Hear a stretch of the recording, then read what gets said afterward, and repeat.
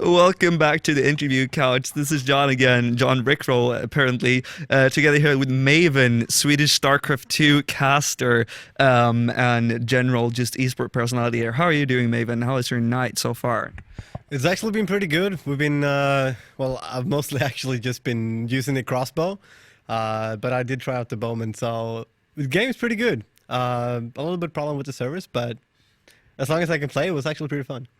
Nice. So you come from a very long history of RTS gaming, except for WoW then that you played before, but that doesn't really transfer. But do you feel like any of your kind of thinking from RTS moves over here? Because it's kind of a skill and custom-based game. Well, not like from the RTS, maybe not that much, but from the ARTS, Dota, for example, like the team play maybe. But it's like if I would put this on a spot, I would say it's like in a new genre where it feels like for the first time when you play it, it feels like a really slow game, but the skill cap is pretty high because the movement and the way you approach an enemy, and depending on your skill set, your perks and everything, it feels like a new sensation, like a really new and fresh game. That's the general image I get from the game.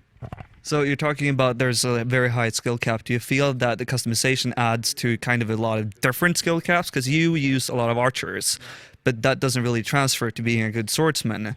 So do you feel that this game has a lot of potential to actually have, you can't be a jack of all trades, or what's your predictions for this?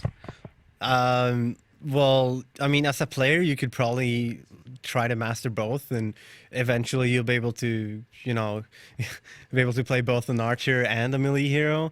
The same way you can play both Protoss and Zerg, but you're not going to be the best at it. So if you pick one, then obviously you're going to be better than people to play two. But it's really different because, well, mostly you don't actually just aim and shoot. You actually have to charge up a shot. Crossbow, it takes forever. Longbowman, it takes slightly less than forever. Whereas for a melee hero, or class or whatever, I don't know. I keep saying hero because, well, I mean, all these guys were heroes. They're British people in the 1600s. I mean, they were all heroes in comparison to people of this day. So. Yeah, of course, man. I idolize these guys because they were running around in, tight underwear and like chainmail on them. So that's your everyday garnison. Yeah. No, but I think the game, it definitely has once you get into it, you can sit for hours and just trying to, try to see. All right, when do I need to use this? I can't even speak. People are talking. I'm when I have an interview, people talk over me, and whenever. But just trying to find out when to use the different kind of hits with a melee hero, or just how to hit someone with a bow, like the trajectory of the arrow and stuff like that.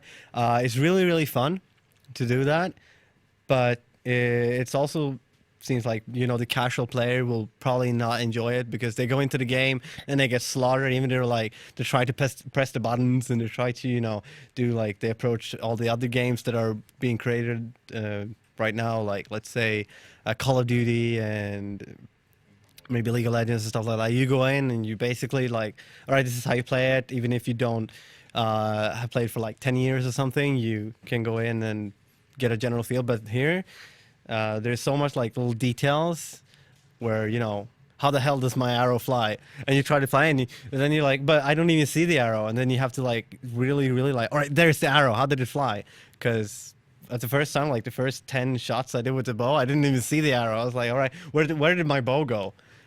Where did the arrow fly? Did it hit the tree? No, that was somebody else. And did it hit someone? No, but I didn't get any hits. And then you're at point blank and trying to shoot at someone, and you still don't get any damage. I have no idea how to hit with a bow. So I started using crossbow, and everything worked out. So you're saying crossbow is a no-skill weapon, eh? Well, no, but it's easier to hit because you don't have the same trajectory with the arrow. We can't even hear him talk in this microphone, but he said it's an iron sight, so it's more familiar, but that's correct. So the crossbow is easier in some ways. The bow is very good if you learn to master it, though. So ultimately, it sounds like you had fun with the game, even though it had kind of a high skill cap. So after you got into it, you got to enjoy it. So do you think you'll play more? I'm definitely gonna play some more. How much? Well, we'll see. Like most of the games, you have fun the first few hours. You have a lot of fun the first week. Prime example, like Diablo 3. I had a blast the first week. Played it like so much. Like every day I was at a LAN playing it, and then after a week it was like, well, now I don't have anything to do. But here it seems like, well, you're gonna have something to do all the time because everybody else is gonna get their skills unlocked. And apparently, from what I've heard from the developers and stuff, they're gonna implement some new stuff, some new weapons, and maybe new maps. Like, so it changes everything, and hopefully, it's gonna be a lot of fun in the future too, as it is right now. Just keep innovating the maps and stuff, and it'll go really far. Well, I'm very glad to hear. And you're correct. We are planning to add a lot of new maps, weapons, DLC, but not in normal. You have to pay for the DLC method. So. So there's going to be a lot of new content rolling out continuously after launch, which is of course today. So before we cut this off, do you have anything to say to the viewers? Like anything to say about yourself or like spoof yourself? Well, yeah. Well, the only thing commercial-wise is like the Swedish Championship is gonna start off soon. You go to esportsm.se, and you can check out when that's gonna happen. That's probably it. And follow me on Twitter. That's Mavencast on Twitter.